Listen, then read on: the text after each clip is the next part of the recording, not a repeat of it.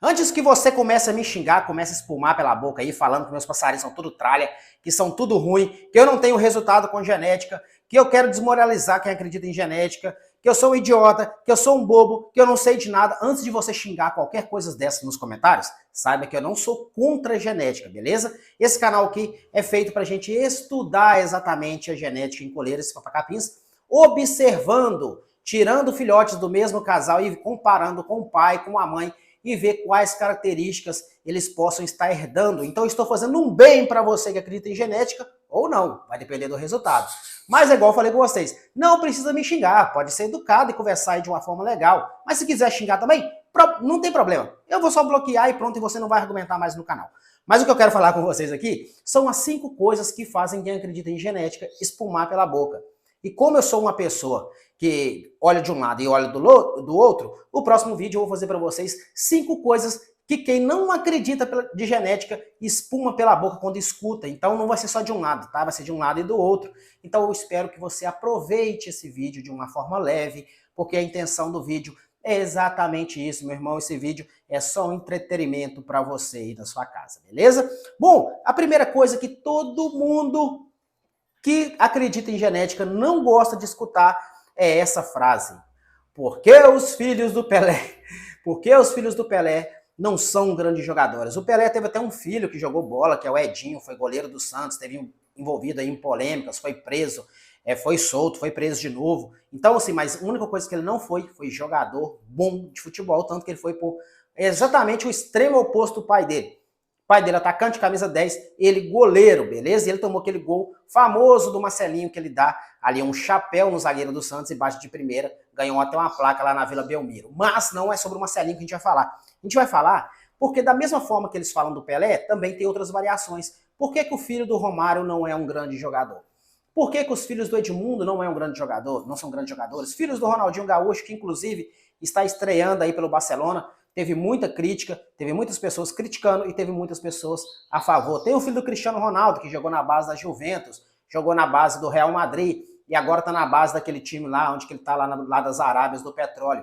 Então é o seguinte, e tem os filhos do Mazinho. Esses sim são bons jogadores, que um jogou no Barcelona, um jogou no Bayern de Munique, tem o Rafinha Alcântara, e o irmão dele, que eu esqueci o nome dele agora também, são jogadores de futebol, filhos de um jogador de futebol, Mazinho. Mas, o que acontece? O Ronaldo Fenômeno com a Milene, que também é uma jogadora de futebol, poderia dar um ótimo jogador de futebol, que é o Ronald. E o Ronald quer ser tudo menos jogador. Ele prefere ser DJ do que ser jogador. Mas o que acontece, pessoal, é que esses caras, o ambiente suprimia eles precisavam de alguma coisa para crescer na vida. Todos eles eram pobres, todos eles tinham dificuldades financeiras e isso forçou eles a correrem atrás do sonho.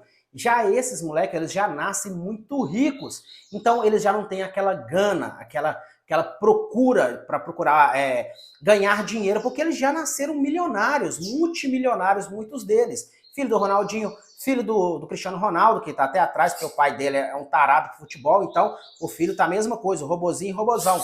E tem também o filho, deixa eu ver de quem mais quem, que tá até jogando bola. Eu não lembro mais nenhum agora não. Mas o ambiente desses caras, dos antigos, faziam com que eles corressem atrás dos seus sonhos, dos seus objetivos. Tem a história do Cafu, que tentou várias vezes, conseguiu.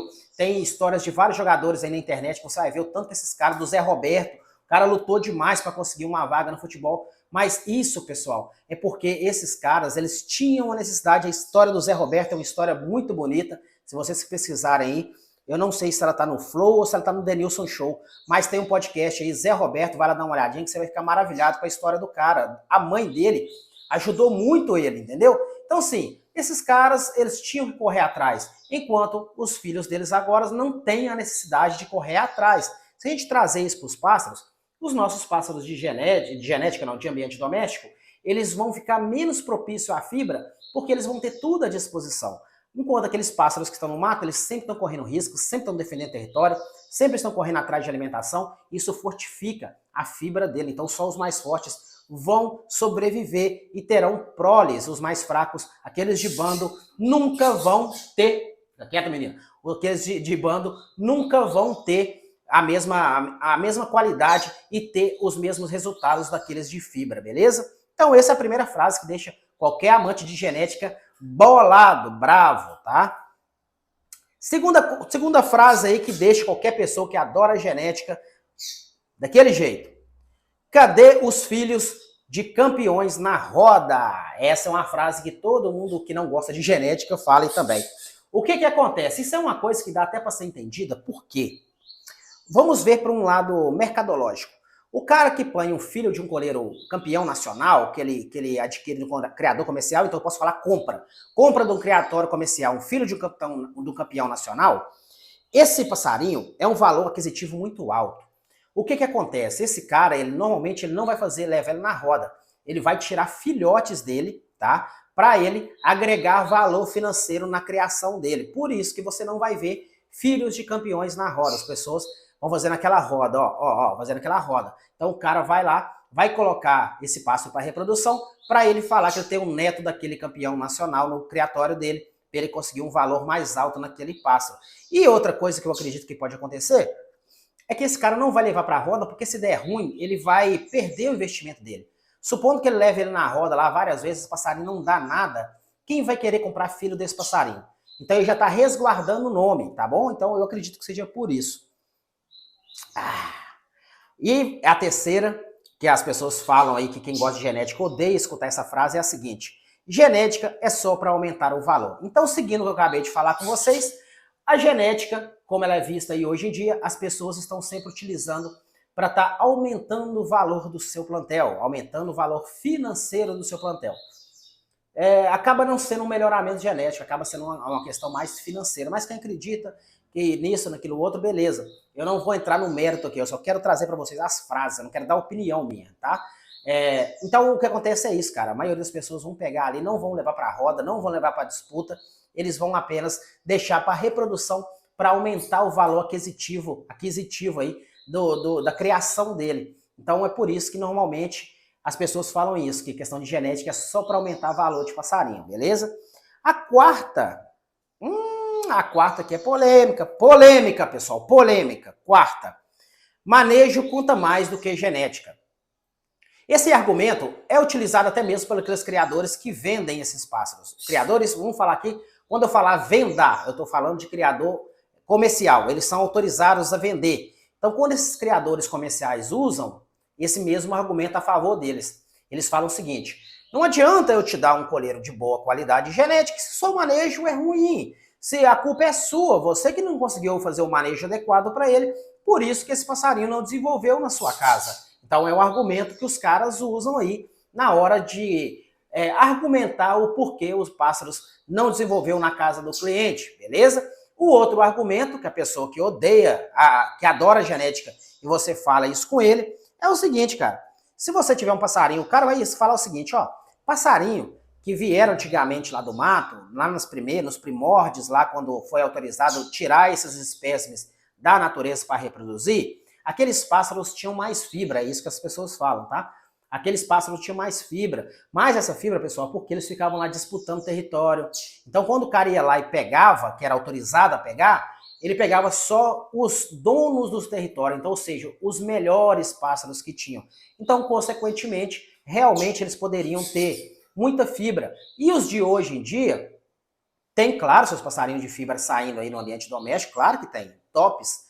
Só que eles são igual os filhos dos jogadores famosos. Eles não precisam disputar território, assim, na parte da pancada mesmo não precisa. Ele tem alimento e água ali a todo instante. Isso vai fazendo eles ficar mole. Tem um ditado antigo que fala: tempos difíceis forjam homens fortes, tempos fáceis forjam homens fracos. É mais ou menos por aí. Então, meu irmão, é isso que acontece. Quando está num ambiente aí que está mais fácil, as coisas aí ficam mais mole, os homens ficam mais mole, os bichos ficam mais mole. Agora, quando tem suplementação que fala? Suprimir, né? Quando vai suprimir o ambiente ali, só os fortes vão sobreviver, pessoal. Não tem como. Isso aí é a lei da natureza, beleza? E a quinta, e não menos importante, genética só passa características físicas.